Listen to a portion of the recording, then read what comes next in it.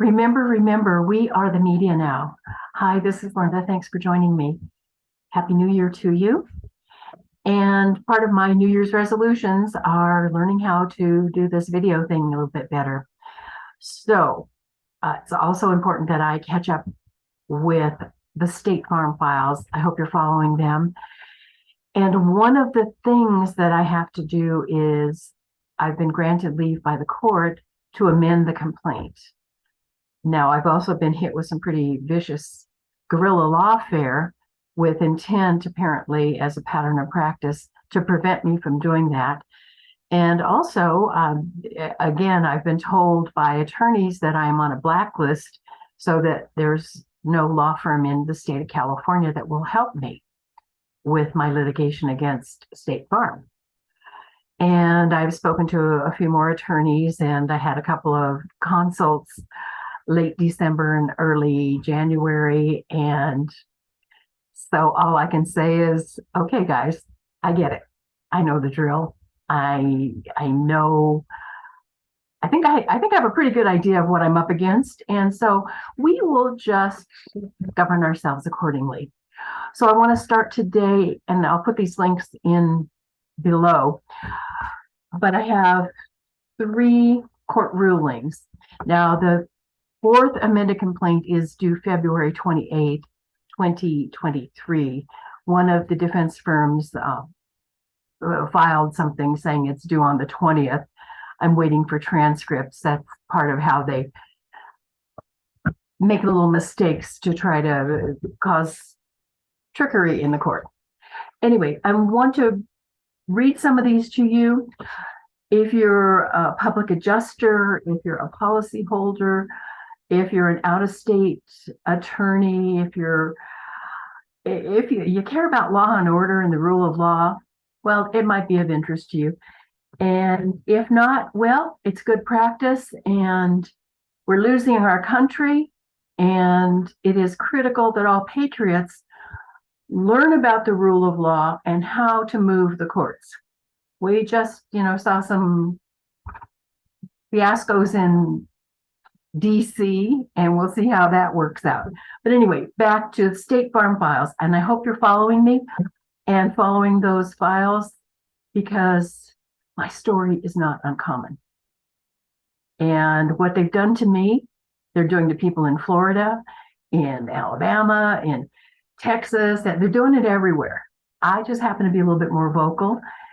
And I'm not a lawyer. I'm representing myself. I'm a retired old white female boomer, and these guys think they can get away with it. So maybe they can, but not without exposure. The thing about dealing with corporate corruption, if we remain silent, they get away with it. So we are the media now. Okay, the 3rd amended complaint, this is from the courts. The 3rd amended complaint is exceedingly difficult to follow, as it rambles with multiple unrelated claims of error in the facts and causes of action, including discovery requests and claims of conspiracy.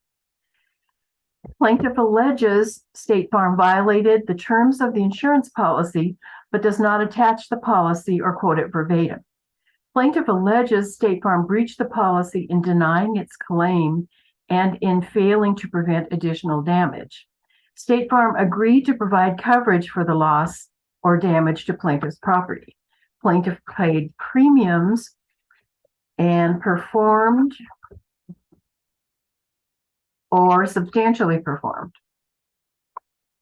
This is sufficient to plead the legal effect of the contract. The allegations are otherwise sufficient at the pleading stage to place State Farm on notice of the breach. The court overrules the demurrer for the first cause of action. The court also says AEG, regarding their request to strike the entire third amended complaint as untimely filed. AEG asks the court to strike the entire TAC on grounds it was not filed within the time period authorized following the sustaining of AEG's previous demurrer.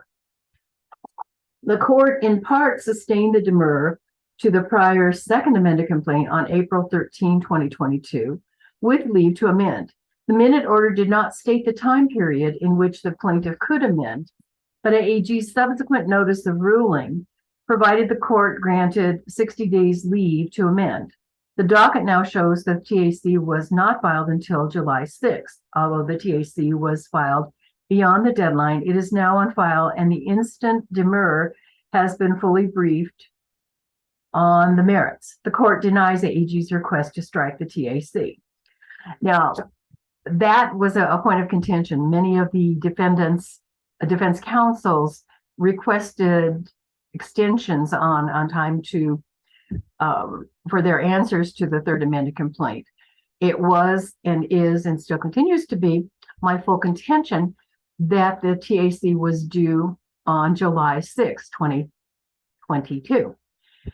And there was lots of paperwork on it, and I also provided transcripts, but that's just another tactic by opposing counsel because there is no defense for what they're doing. But anyway, that's moot now because we are now on the fourth amended complaint. So I'm going to take these by vendor. Okay, Paul Davis Restoration was heard by the court on December 5th. So regarding the first cause of action, the breach of the implied covenant and second cause of action. The plaintiff alleges that PDR breached its contract regarding the duties owed to State Farm's insured by delaying in getting the roof replaced. The third amended complaint alleges the existence of a contract, PDR's breach, and the resulting damages. There is also no need for plaintiff to outline the contract terms verbatim or attach a copy to the complaint, since those are merely, quote, available methods of pleading the contract. But all that is required is for the plaintiff to plead, quote, the legal effect of the contract rather than its precise language. The contract's legal effect has been alleged in this case. Whether a breach of an express or implied covenant of the contract, PDR's alleged incompetence is a valid basis of the contract claims since it purportedly agreed to act competently. The resulting mold damage and additional water intrusions are not too speculative for pleading purposes. Change screen. Can you see that? So you want to, there we go. Okay, I wanted to share that screen with you.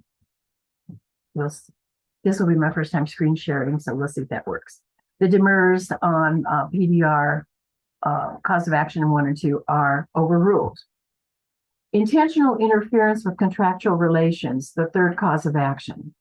This cause of action is uncertain as it refers to both Business Professions Code sections 17200, unfair competition law, and intentional interference subsequent, oops, hold on.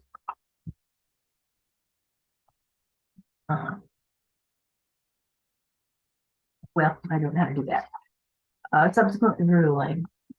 Oh, now see, organization is one of my huge challenges. And not finding this, hold on. Subsequently performed. Hold on. Here.